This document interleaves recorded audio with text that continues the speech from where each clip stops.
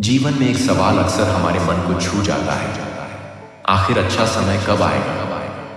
कभी कभी ऐसा लगता है जैसे मुश्किलें पहाड़ बनकर टूट रही हैं, परिस्थितियां हमें चारों ओर से घेर लेती हैं और मन अंधकार में डूबने लगता है। दूसरों की जिंदगी हमसे बेहतर क्यों है?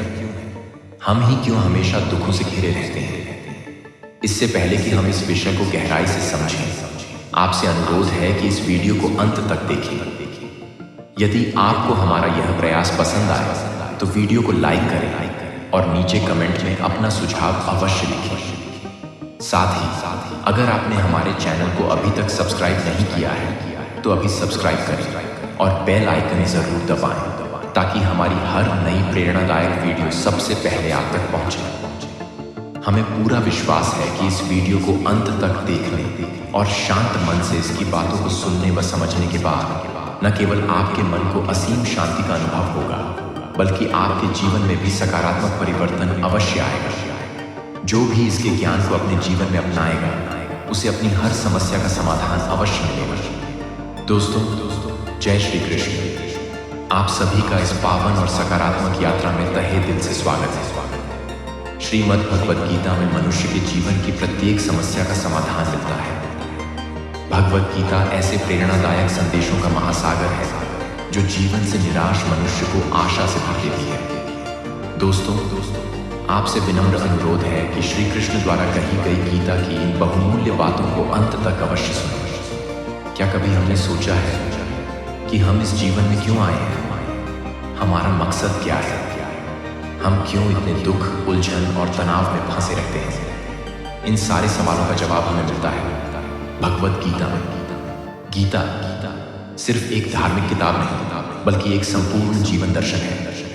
ये हमें सिखाती है कि धर्म क्या है, कर्म कैसे करना चाहिए और प्रेम किसे कहते हैं। महाभारत के मैदान में जब अर्जुन हिम्मत हार गए थे, जब उनके हाथ कांपने लगे थे, जब वो अपने ही लोगों से युद्ध करने से डरने लगे थे, तब भगवान श्री कृष्ण ने उन्हें वो उपदेश दिए जो आज भी हर इंसान के जीवन को दिशा देते हैं।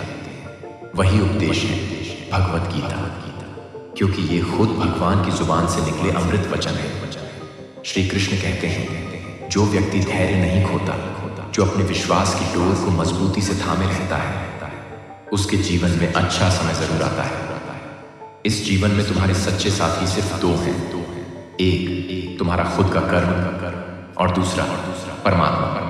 बाकी सब यहीं मिले हैं और यहीं छूट जाएंगे।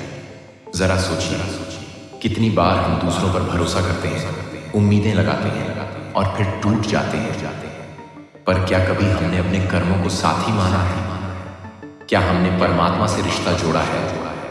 श्री कृष्ण कहते हैं, सही के साथ खड़े रहो, चाहे अकेले क्यों न रह जाओ, क्योंकि सच्चाई की राह पर चलने वाले को साथ कम ही मिलता है, पर अंत में जीत उसी की होती है। श्री कृष्ण कहते हैं, बीते हुए कल को छोड़ दो, क्योंकि वो तुम्हारे आने वाले कल को जहर बना सकता है।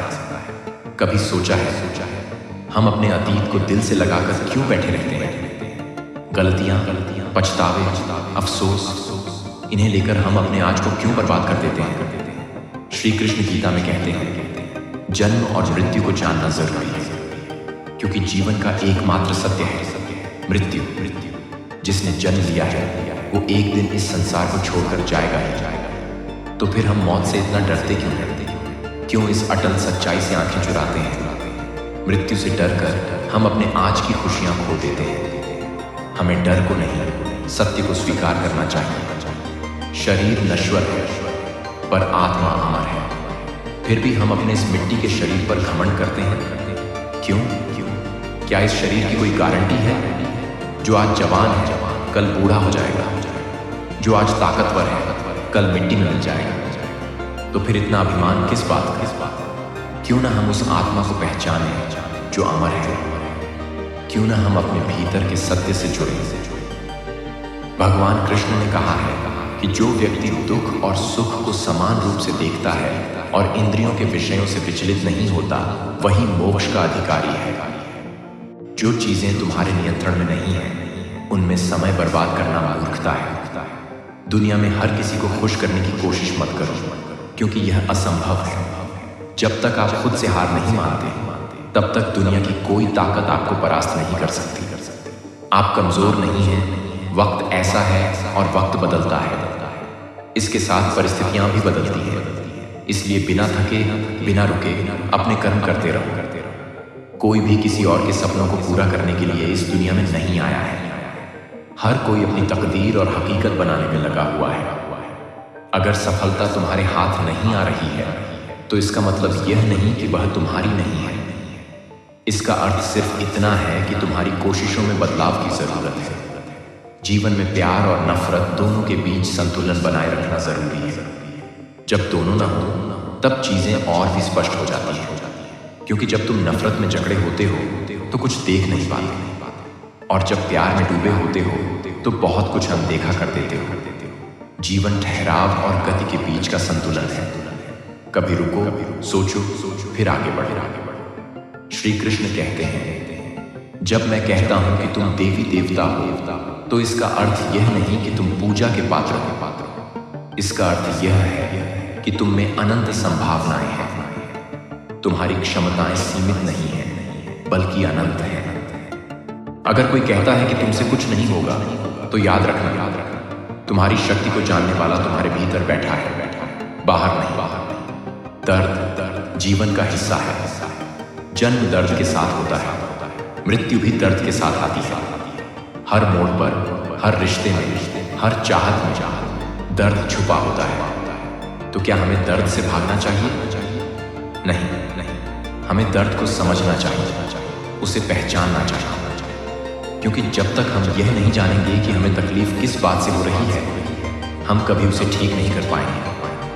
इस दुनिया में हर इंसान किसी न किसी दर्द से गुजर रहा है। कोई रिश्तों के बोझ में टूटा है, कोई अपनी गलतियों का पश्चाताप कर रहा है, कोई जीवन की भाग दौड़ में खुद को ही खो चुका है। पर गीता कहती है, तुम अकेले नहीं हो, भगवान तुम्हारे साथ है। हर पल, हर सांस में, हर सोच में। तो क्या करें? कैसे जिए? कैसे जीवन के इस अंधेरे को रोशनी में बदलें? उत्तर सीधा है, गीता को समझो, अपनाओ और जियो। कर्म करते रहो, फल की चिंता मत करो। सच्चाई के साथ खड़े रहो, चाहे पूरी दुनिया खिलाफ हो। प्रेम और करुणा को अपनाओ, क्योंकि वही आत्मा का असली गुण है। गीता कोई पुरानी किताब नहीं है, ये हर उस इंसान की कहानी है जो खुद से जूझ रहा है, जो समझना चाहता है मैं कौन हूं, मेरा रास्ता क्या है। और जब ये समझ आ जाए तो न डर रहेगा, न पछतावा, बस शांति, विश्वास हो और ईश्वर का साथ। भगवत गीता को केवल पढ़ना ही नहीं, बल्कि हमें उसे अपने जीवन में उतारना भी चाहिए, क्योंकि यही जीवन का सबसे बड़ा पाठ है। यही है गीता का सार, और यही है हमारी जिंदगी की सच्चाई। भगवान श्री कृष्ण की कृपा सबके ऊपर हमेशा बनी रहे। दोस्तों, हमें आशा है कि आपको यह वीडियो अच्छी लगी होगी। इसे जरूर शेयर करें। अपने जीवन में बदलाव लाने के लिए हमेशा अच्छे कर्म करने चाहिए। धन्यवाद।